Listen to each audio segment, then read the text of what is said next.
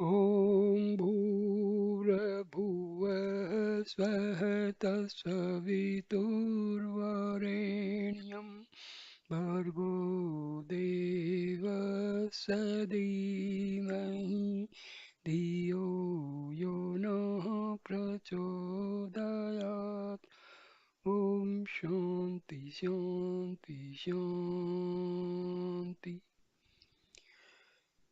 नमस्ते मेरे dear friends. I am going to give you a very important video, that is Swami Annamalai clarifies some of the doubts of the devotees. The main theme of this discussion will be that self alone is real, because self is God, self is Brahma, Brahm and self are the same, and only Brahm is real, rest everything is unreal. Let there be peace and love among all beings of the universe. Om Shanti, Shanti, Shanti. Just remain like the sky and let thought clouds come and go. A devotee asks a question: what is the easiest way to be free of the little self? Here, little self is ego. Remember, the thoughts coming out of the self, they constitute mind, and modification of mind is ego. So, Annamalai Swami replies, stop identifying with it. If you can convince yourself this little self is not me, it will just disappear. Otherwise, also, ego and mind, they are non-existent. Next question is, but how to do this? Annamalai Swami says the little self is something which only appears to be real. If you understand that it has no real existence, it will disappear, leaving behind it the experience of the real and only self. Understand that it has no real existence and it will stop troubling you. Consciousness is universal. There is no limitation or little self in it. It is only when we identify with and limit ourselves to the body and the mind that this false self is born. If through enquiry you go to the source of this little self, you find that it dissolves into nothingness. Now, this little self is ego. Source of this ego is our Atma.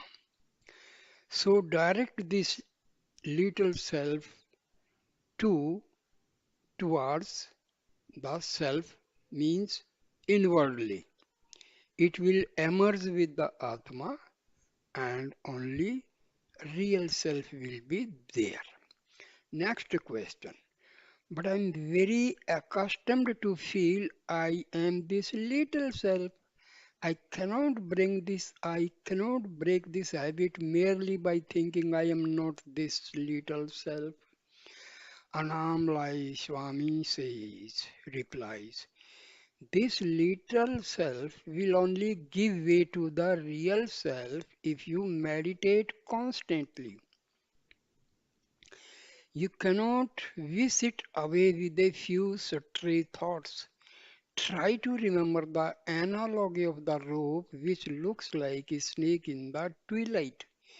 If you see the rope as a snake, the real nature of the rope is hidden from you. If you only see the rope, the snake is not there. When you have that clear and correct perception that the snake never at any time existed, the question of how to kill the snake disappears.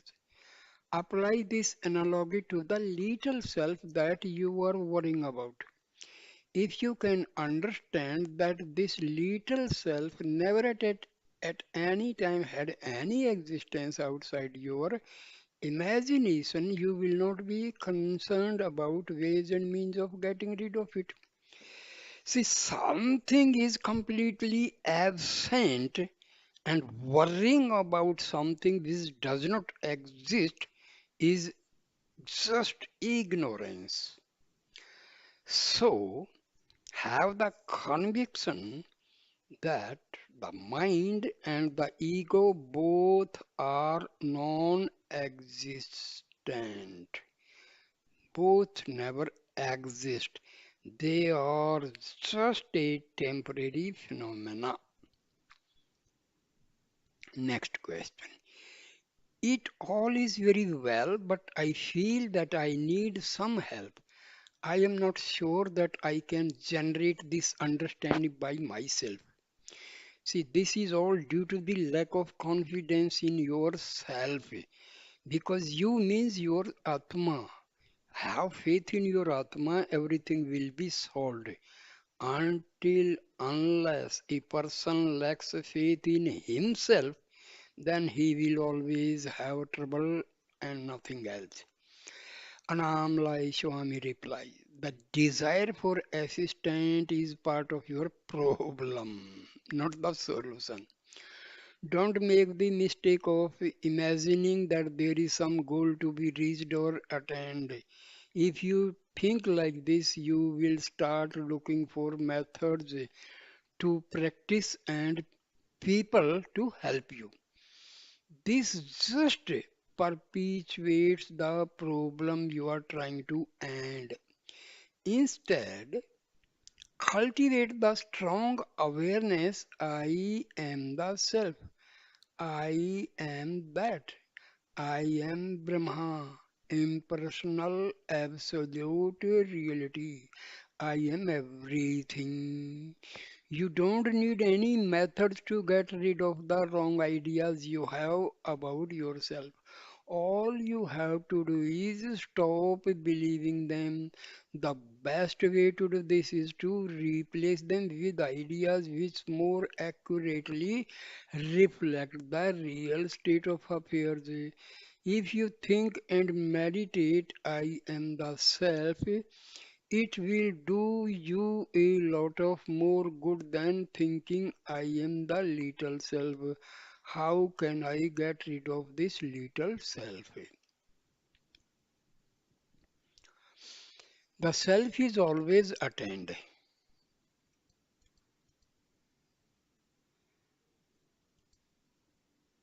The self is always attained. It is always realized. It is not something that you have to seek, reach, or discover. Your vasanas, mental habits, and tendencies, and all the wrong ideas you have about yourself are blocking and hiding the experience of the real self. If you don't identify with the wrong ideas, your self nature will not be hidden from you.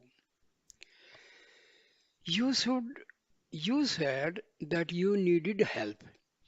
If you desire to gain a proper understanding of your real nature is intense enough, help will automatically come.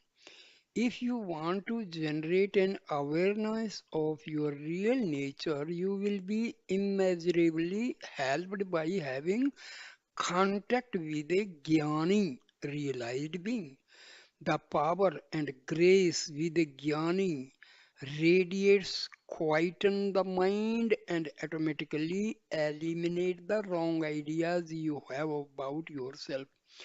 You can make progress by having satsang, association of a realized guru, and by constant spiritual practice.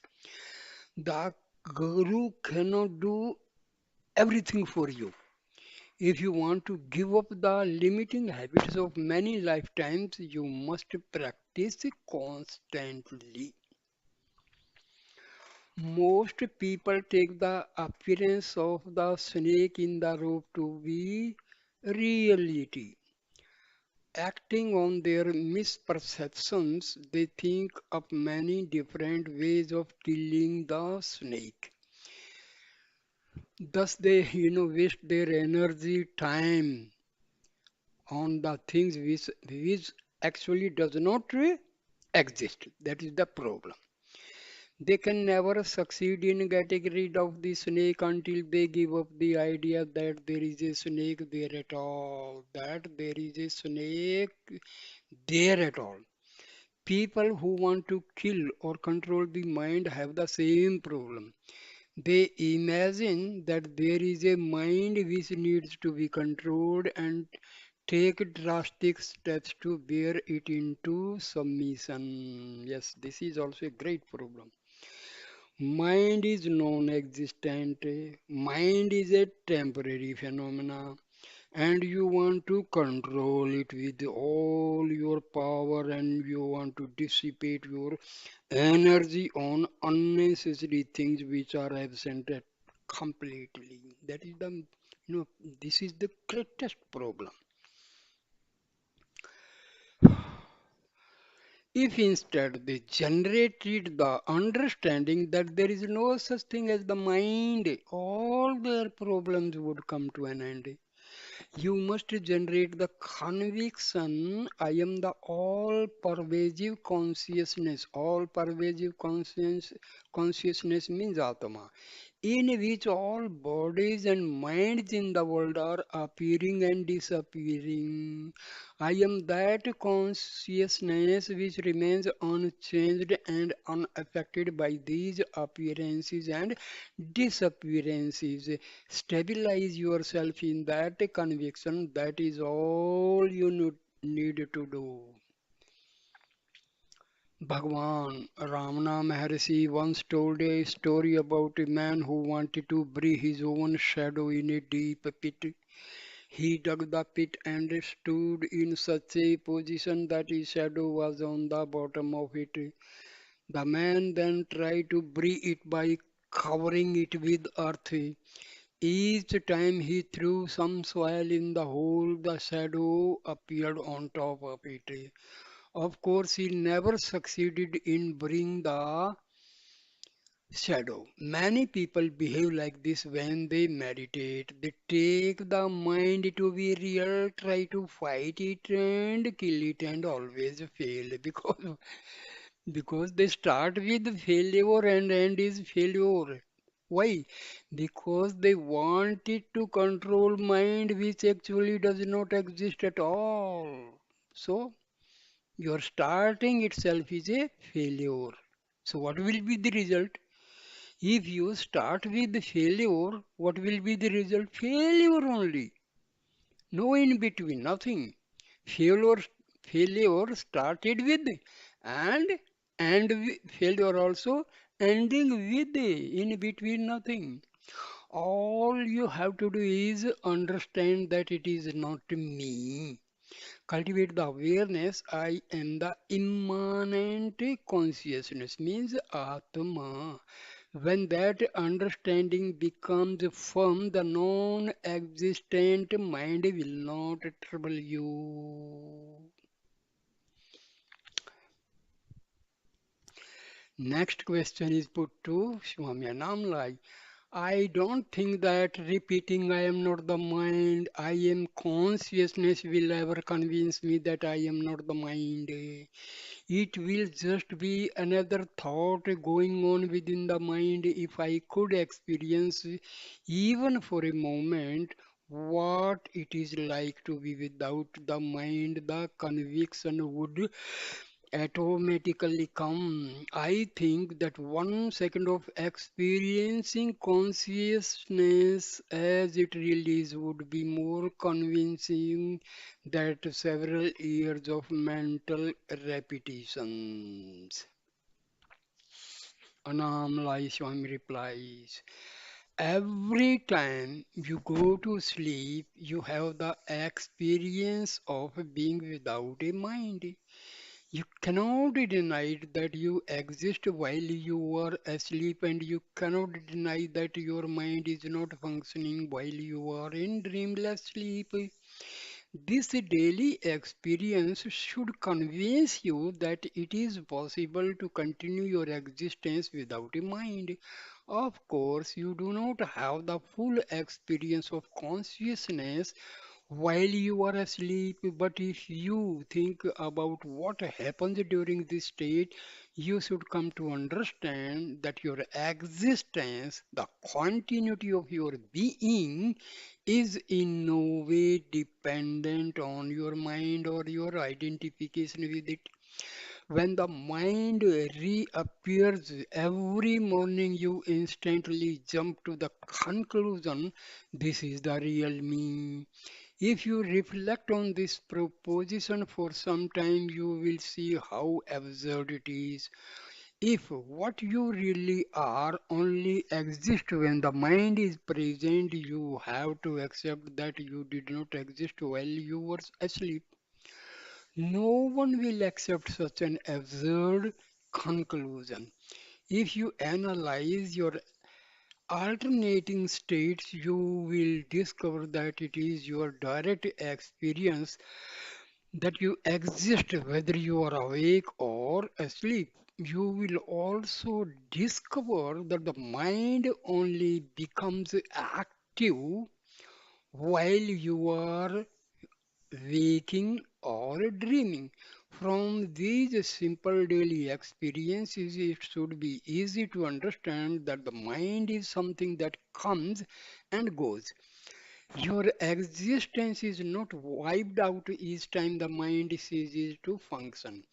I am not telling you some philosophical theory. I am telling you something that you can validate by direct experience in any 24-hour period of your life. Take these facts which you can discover by direct experiencing them and investigate them a little more. When the mind appears every morning, don't jump to the usual conclusion, this is me, these thoughts are mine. Instead of watch these thoughts come and go without identifying with them in any way. If you can resist the impulse to claim each and every thought as your own, you will come to a startling conclusion. You will discover that you are the consciousness in which the thoughts appear and disappear. You are allowed to run free like the snake which appears in the rope. You will discover that the mind is only an illusion which appears through ignorance or misperception. You want some experience which will convince you that what I am saying is true. You can have that experience if you give up your lifelong habit of inventing in I, which claims all thoughts as mine. Be conscious of yourself as consciousness alone. Watch all the thoughts come and go. Come to the conclusion by direct experience that you are really consciousness itself, not its ephemeral contents. Clouds come and go in the sky, but the appearance and disappearance of the clouds does not affect the sky. Your real nature is like the sky. Like space, just remain like the sky and let thought clouds come and go. If you cultivate this attitude of indifference towards the mind, gradually you will cease to identify yourself with it. Question. When I began to do sadhana, spiritual practice, everything went smoothly at first. There was a lot of peace and happiness, and jnana, true knowledge, seemed very near. But nowadays there is hardly any peace, just mental obstacles and hindrances. Annamalai. Whenever obstacles come on the path, think of them as not me. Cultivate the attitude that the real you is beyond the reach of all troubles and obstacles. There are no obstacles for the self. If you can remember that you always are the self, obstacles will be of no importance. One of the Alwards, a group of Vaishnavite saints, once remarked that if one is not doing any spiritual practice, one is not aware of any mind problems. He said that it is only when one starts to do meditation that one becomes aware of the different ways that the mind causes us trouble. This is very true, but one should not worry about any of the obstacles or fear them.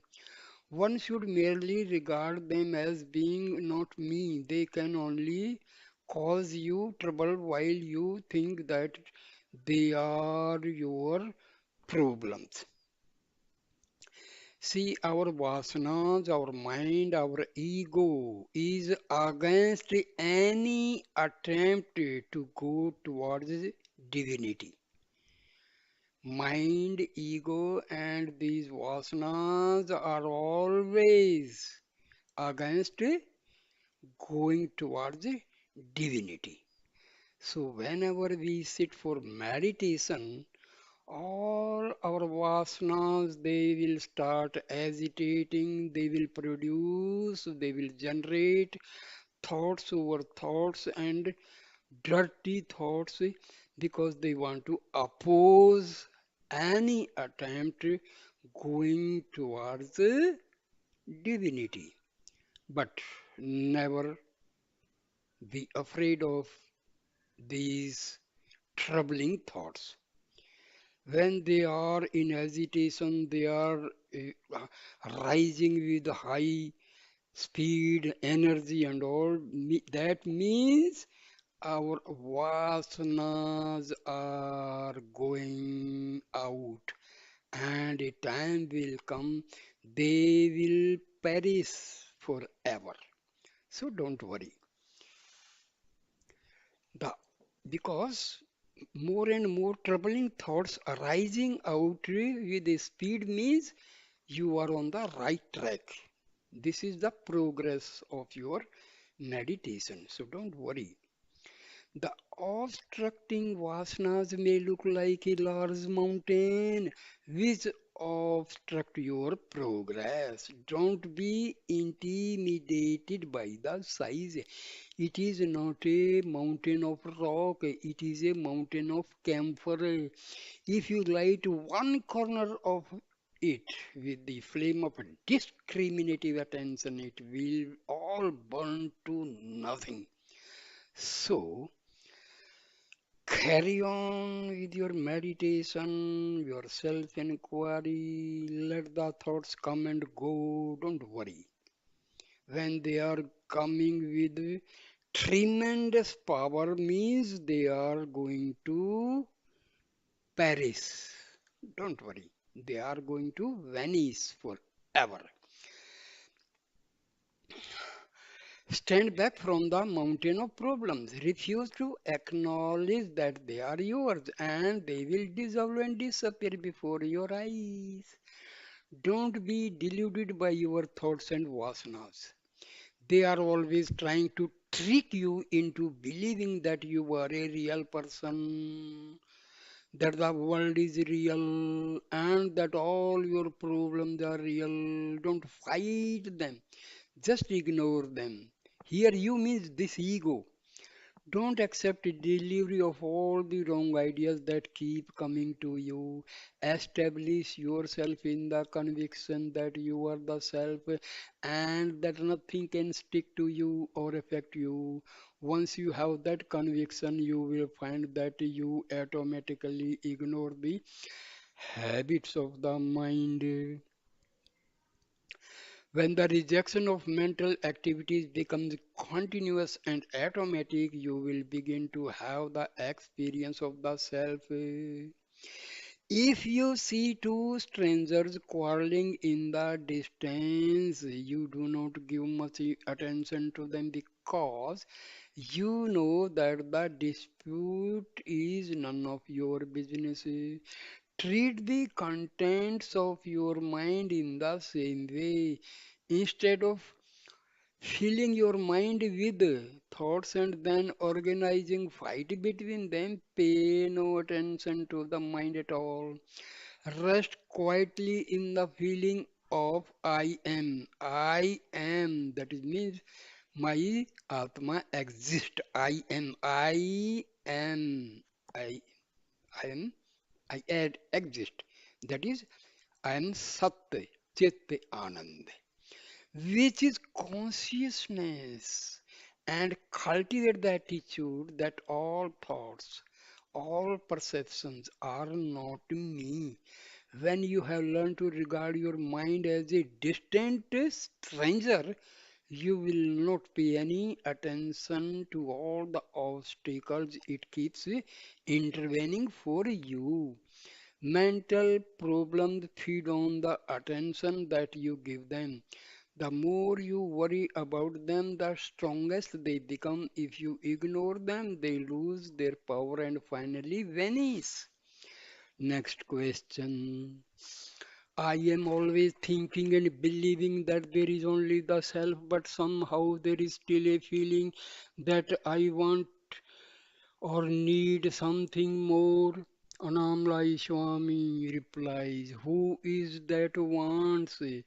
If you can find the answer to that question, there will be no one to want anything.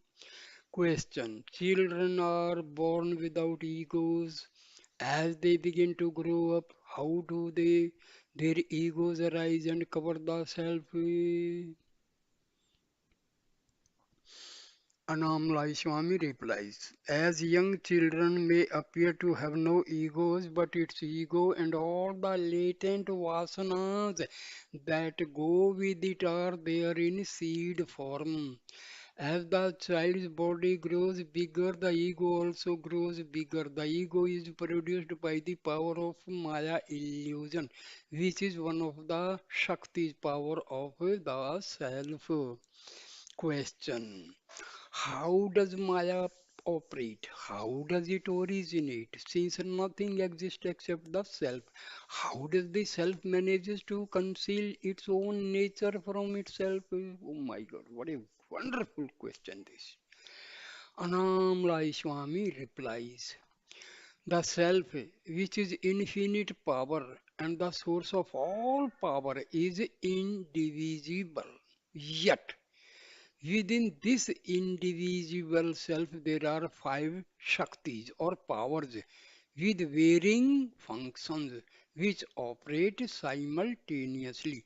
The five Shaktis are creation, preservation, destruction, veiling, that is called Maya Shakti, and grace. The fifth Shakti, grace, counteracts and removes the fourth Shakti, which is Maya. So, when Maya is totally inactive, that is when the identity with the body and the mind has been dropped, there is an awareness of consciousness of being. This word being is pointing towards our Atma. Remember these, there are certain words we have to understand. Being means we exist as Atma.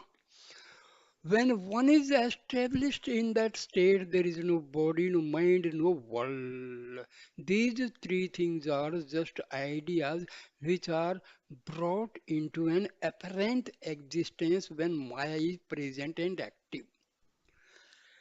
When Maya is active, the sole effective way to dissolve it is the path shown by Bhagwan. One must do self inquiry and discriminate between what is real and what is unreal. It is the power of Maya which makes us believe in the reality of things which have no reality outside our imagination.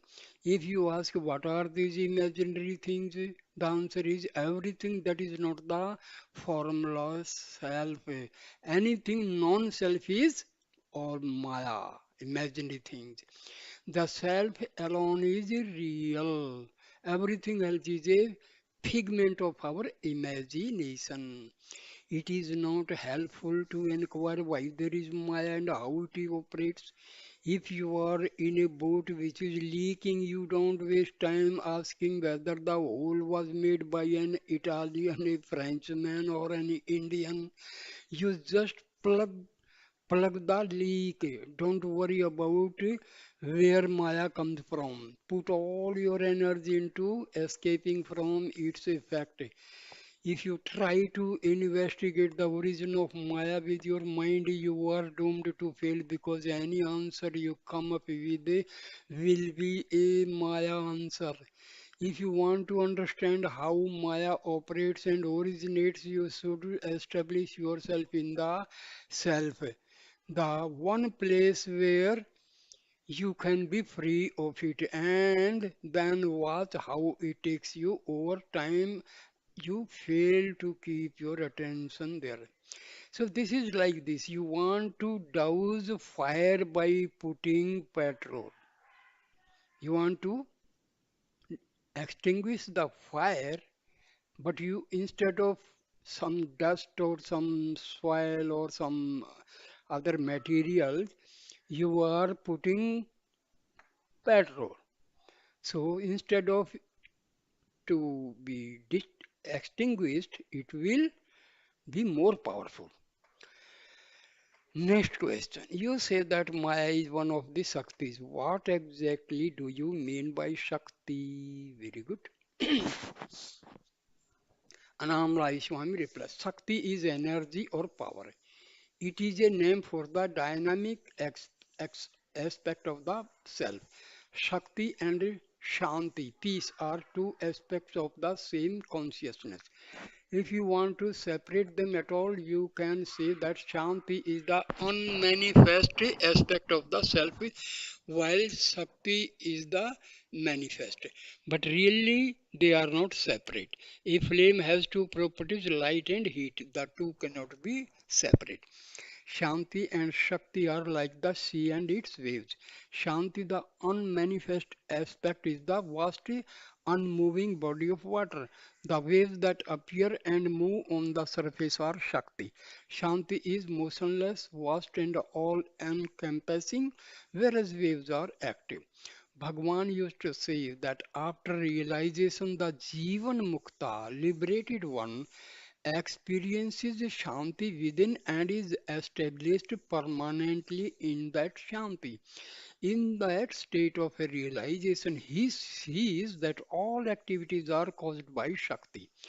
After realization, one is aware that there is no individual people doing anything. Instead, there is an awareness that all activities are the Shakti of the oneself. The Jnani who is fully established in the Shanti is always aware that Shakti is not separate from him. In that awareness, everything is his self and all actions are his. Alternatively, it is equally correct to say he never he never does anything. This is one of the paradoxes of the self. The universe is controlled by the one Shakti, sometimes called Parmeswara Shakti, the power of the Supreme Lord. This moves, orders things. Nature laws, such as the laws that keep the planets in their orbits, are all manifestation of the Shakti. Next question is, you say that everything is the self, even Maya. If this is so, why can't I see the self clearly? Why is it hidden from me?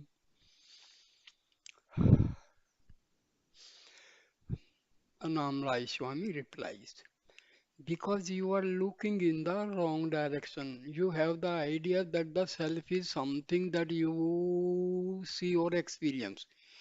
There is not so. The self is the awareness or the consciousness in which the seeing and experiencing take place. Even if you don't see the self is still there. Bhagwan sometimes remarked humorously, people just open a newspaper and glance through it. Then they say, I have seen the paper. But really, they have not seen the paper. They have only seen the letters and pictures there on it.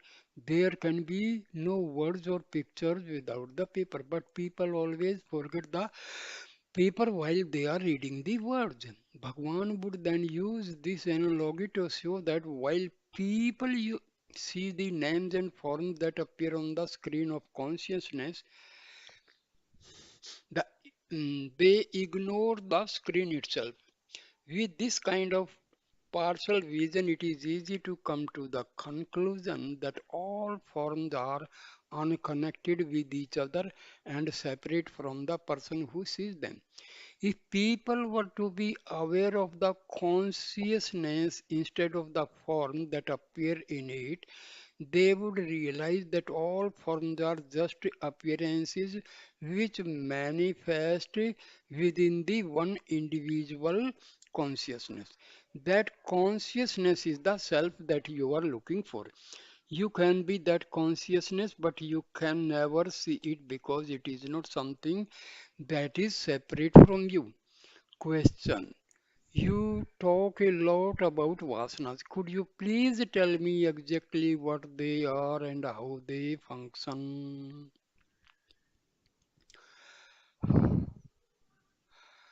And again, it is the vasanas which cover up the, and okay, exactly what they are and how they function. Anamrai Swami replies. Vasanas are habits of the mind. They are the mistaken identification and repeated thought patterns that occur again and again. It is the vasanas which cover up the experience of the self. Vasanas arise, catch your attention, and pull you outwards toward the world rather than inwards toward the self. This happens so often and so continuously that the mind never gets a chance to rest or to understand its real nature. Cocks like to claw the ground. It is a perpetual habit with them. Even if they are standing on bare rock, they still try to scratch the ground. Vasanas function in much the same way. They are habits and patterns of thought that appear again and again, even if they are not wanted. Most of our ideas and thoughts are incorrect. When they rise habitually as vasanas, they brainwash us into thinking that they are true. The fundamental vasanas, such as I am the body or I am the mind, have appeared in us so many times that we automatically accept that they are true. Even our desire to transcend our vasana is a vasana. When we think I must meditate or I must make an effort, we are just organizing a fight between two different vasanas. You can only escape the habits of the mind by abiding in consciousness as consciousness. Be who you are, just be still. Ignore all the vasanas that rise in the mind and instead fix your attention on the self. Next question is, Bhagwan often told devotees to be still. Did he mean be mentally? still, Annamalai Swami. Bhagwan's famous instruction, Summa Eru, be still, is often misunderstood. It does not mean that you should be physically still. It means that you should always abide in the self.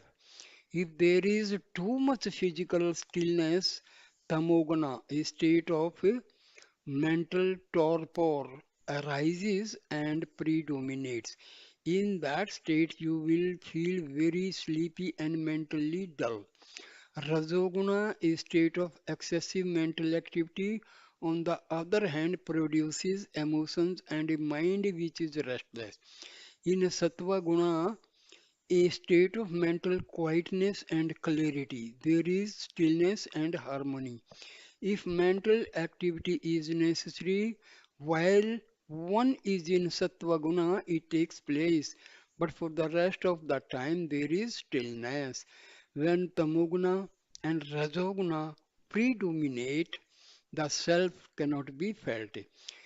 If Satoguna predominates, one experiences peace, bliss, clarity, and an absence of wandering thought.